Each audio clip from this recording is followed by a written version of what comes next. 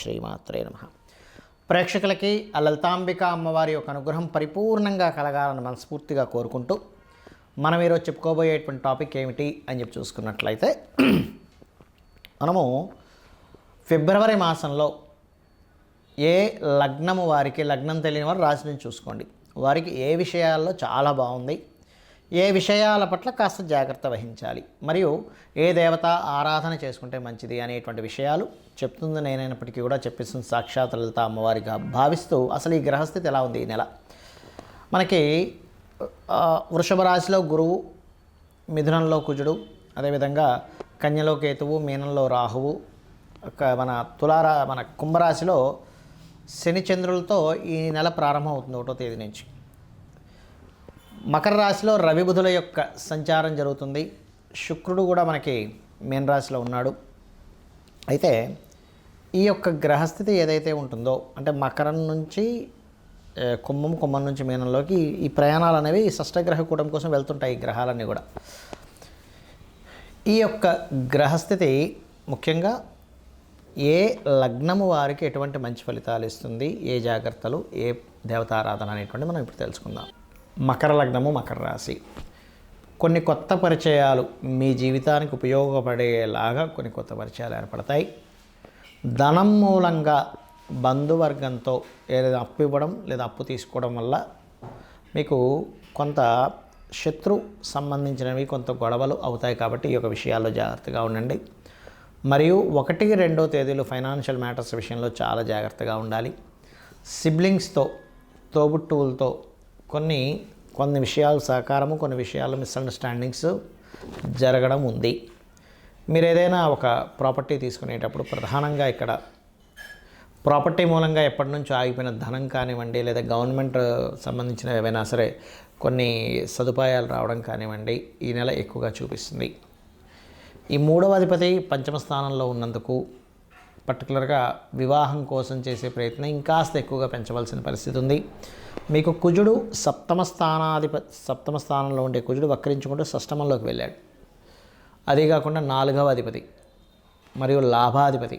కాబట్టి ఇక్కడ కొన్ని వ్యాపార లాభాల్లో కానివ్వండి, లేనట్లయితే ఏదైనా ప్రాపర్టీ కొనుగోలు చేసేటప్పుడు కానివ్వండి, తెలియని ఒక చిన్న ఘర్షణ అనేటువంటిది ఇక్కడ చూపిస్తుంది. కాకపోతే పూర్వీకుల ఆస్తుల్లో ముఖ్యంగా తాతగారి ఆస్తి మూలంగా కొంతవరకు మీకు మనీ రావడము, పుణ్యక్షేత్ర దర్శనాలు ఎక్కువగా జరగడము, మరియు అదేవిధంగా మకరంలో ఉండేటువంటి గ్రహం మకరం నుంచి అధిపతి అయినటువంటి శని 2లో ఉన్నందుకు కొత్త ఉద్యోగ అవకాశాలు, ప్రధానంగా కొత్త ఉద్యోగ అవకాశాలు రావడము, అలాగే ఉద్యోగ సంబంధించినటువంటి విషయంలో గవర్నమెంట్ అండర్టేకింగ్ రిలేటెడ్ సంబంధించిన ఉద్యోగ అవకాశాలు ప్రత్యేకంగా మీకు రావడం అనేటువంటి చాలా స్పష్టంగా గోచరిస్తుంది. ఇక మీరు చేయవలసినటువంటి దేవతా ఆరాధన ఏమిటి అని చెప్పి చూసుకున్నట్లయితే, ప్రధానంగా ఇక్కడ దత్తాత్రేయుడి యొక్క ఆరాధన, దుర్గా మరియు లలితా సహస్రనామాల యొక్క శ్రవణం కానీ పఠనం కానీ కనుక చేసినట్లయితే, మకరం వారికి పంచమాధిపతి ఎగ్జాల్టెడ్లో ఉంటూ పంచమ తృతీయాధిపతులు పరివర్తన ఉన్నందుకు కొన్ని కొత్త పరిచయాల వల్ల కొన్ని పనులు ముందుకు కదలడము, మరియు కొన్ని అగ్రిమెంట్స్ మూవ్ అవ్వడము, సంతానం కోసం చేసే ప్రయత్నం కొంతవరకు మూవ్ అవ్వడం అనేటువంటిది చాలా స్పష్టంగా గోచరిస్తుంది. చాలామందికి ఎన్నో రెమెడీస్ చేస్తుంటారు. ఏ రెమెడీస్ చేస్తున్నా సరే అది ముందుకి కదిలినట్టే కదిలి ఆగిపోతూ ఉంటుంది. అది ఎందుకు అనేది అర్థం కాదు. దానికి కారణం మనం చూడండి, ఒక తలనొప్పి ఉంది మనకి. తలనొప్పికి సంబంధించినటువంటి ఔషధం ట్యాబ్లెట్ వేసుకుంటేనే మనకు తగ్గుతుంది. కడుపు నొప్పికి ఒకటి, తలనొప్పికి ఒకటి, లేనట్లయితే అజీర్ణ వ్యాధి అయితే ఒకటి, జ్వరానికి అయితే ఒకటి, ఇంకో దానికి మనకి వైటమిన్స్ సంబంధించినవి ఎలా అయితే వేరువేరుగా ఉంటాయో, మొట్టమొదటిగా మనకున్న సమస్యని తీర్చడానికి ఏ గ్రహానికి చేసుకోవాలి, ఏ దేవతారాధన చేసుకోవాలని ముఖ్యంగా తెలుసుకోవాలి. మీరు ఇక్కడ పూజ చేసుకోవాలనగానే ఏదో లక్షలు వేలు ఖర్చు పెట్టేసి పెద్దగా చేస్తేనే భగవంతుడు అనుగ్రహిస్తాడు అనుకోవడం పూర్తిగా తప్పు. గుర్తుపెట్టుకోవాలి. మీరు ఇంట్లో ఒక చిన్న గణపతి బొమ్మ పెట్టుకున్న, అమ్మవారిది ఏదైనా చిన్నది మీరు ఒక పటం పెట్టుకొని కూడా మీరు గనక భక్తి శ్రద్ధలతో ఎటువంటి ఫలాపేక్షరహితంగా, అంటే ఎటువంటి ఫలము ఆశించకుండా గనక భగవంతుడికి మీరు గనక చేయగలిగితే దానికి మించినటువంటిది మరొకటి లేదు. గుర్తుపెట్టుకోండి. అయితే ఇక్కడ ఒక్కొక్కరికి ఒక్కో సమస్య ఉంటుంది. మీకు సింపుల్గా మీ యొక్క జాతక చక్రంలో మీ గ్రహస్థితి మీకు చూసుకోవడం తెలియదు కాబట్టి కొంతమందికి తెలిసి ఉంటుంది ఆస్ట్రాలజీ పరిచయం ఉన్నవారు, కొంతమందికి తెలియదు.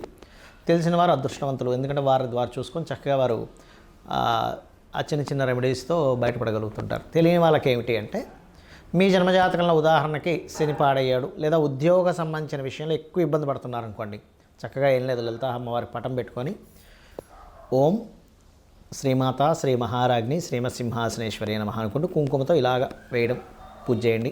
ఒకసారి అనుకోవడం ఓం శ్రీమాత శ్రీ మహారాజ్ని శ్రీమత్ సింహాసనేశ్వరి నమః అనుకోండి, కుంకుమ వేయండి, లేదా ఒక పుష్పం వేయండి, సరిపోతుంది.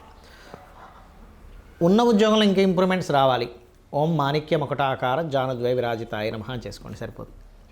లేదండి అనారోగ్య సమస్యలతో ఎక్కువగా బాధపడుతున్నాము అనుకునేటువంటి వారు ముఖ్యంగా సూర్య భగవానుని చూస్తూ ఓం సర్వవ్యాధి పరసమని సర్వమృత్యు నివారిణి అగ్రగణ్య అచింత్య రూప కలికల్మషనాశినే నమః చేసుకోండి, సరిపోతుంది.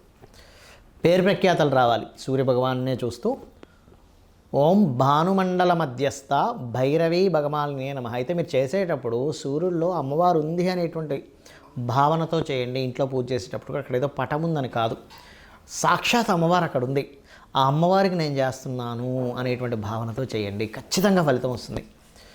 ఏమి ఆశించకుండా మీరు చేయండి, ఆటోమేటిక్గా ఫలితం వచ్చేస్తుంది. పంచోపచార పూజ అంటుంటారు, తెలుసు కదా, గంధము, పుష్పము, దీపము, ధూపము, నైవేద్యము, ఏ నైవేద్యమైనా పెట్టచ్చు, గుర్తుపెట్టుకోండి. ఇదే పెట్టాలి ఇది పెట్టకూడదు అనేది ఏమీ లేదు. మీ భక్తి శ్రద్ధలతో శ్రీకృష్ణ పరమాత్మ చెప్పాడు ఏంటి, మీరు ఫలాపేక్ష రహితంగా ఫలమైనను పుష్పమైనను పత్రమైనను ఉదకమైనను మీరు ఏది సమర్పించినా కూడా నేను ప్రీతితో స్వీకరిస్తున్నాను అన్నాడు ఆయన. కాబట్టి అలా పెట్టండి, ఖచ్చితంగా తీసుకుంటాడు స్వామి. మరి అదేవిధంగా మరి కొంతమందికి వివాహం అవ్వదు, అలాంటి వారు తెల్లటి పుష్పాలు ఎర్రటి పుష్పాలు తీసుకొని అమ్మవారి ఫోటో దగ్గర లేకపోతే యంత్రం ఉంటే యంత్రం దగ్గర చక్కగా మీరు యంత్రం సంబంధించిన కూడా కొన్ని చెప్తాను నేను మీకు తర్వాత వీడియోలో. అక్కడ చక్కగా ఏం చేస్తారంటే మీరు ఒక్కొక్క పువ్వు వేస్తూ ఓం కామేశబద్ధ మాంగళ్య సూత్రశోభిత కందరాయే నమః అనుకుంటూ చేయండి. లేదండి మా దగ్గర పుష్పాలు దొరకట్లేదు, లేకపోతే అంత పొద్దున్నే లేదు అంటే అక్షింతలు వేసుకుంటూ కూడా చేయవచ్చు, అందులో ఎటువంటి సందేహం లేదు. మరి అదేవిధంగా వివాహ జీవితం బాగాలేదు, అలాంటి వారు చక్కగా మీరు ఓం శివకామేశ్వరాంకస్త శివ స్వాధీన వల్లభాయే నమః అని చేసుకోండి. లేదంటే బిజినెస్లో మేము రాణించలేకపోతున్నాము, అటువంటి వారు ఓం ఇంద్రగోప పరిక్షిప్త స్మరతూనా భజంగికాయై నమః. ఫైనాన్షియల్ గ్రోత్ రావాలి, ఓం సంపత్కరీ సమారూఢ సింధుర వ్రజ సేవితాయే నమః. ఆ రకంగా మీరు ఎంత చేసుకుంటూ ఉంటే అంత చక్కటి ఫలితాలు మీకు రావడం జరుగుతుంది. అలాగే మరి కొంతమందికి అప్పులు ఎక్కువగా ఉంటాయి, వాళ్ళ రేపు అప్పుల బాధలు చాలామంది పడుతున్నారు, ఓం అపర్ణాయే నమః అని చక్కగా బిల్వ దళాలు కనుక మీ దగ్గర ఉంటే ఒక్కొక్క బిల్వ దళంతో అమ్మవారి దగ్గర పెడుతూ ఒక పుష్పము బిల్వదళం కలిపి చేయండి, ఖచ్చితంగా మీరు అప్పుల బాధల నుంచి బయటపడతారు. అయితే ఇక్కడ ఏంటంటే చాలామంది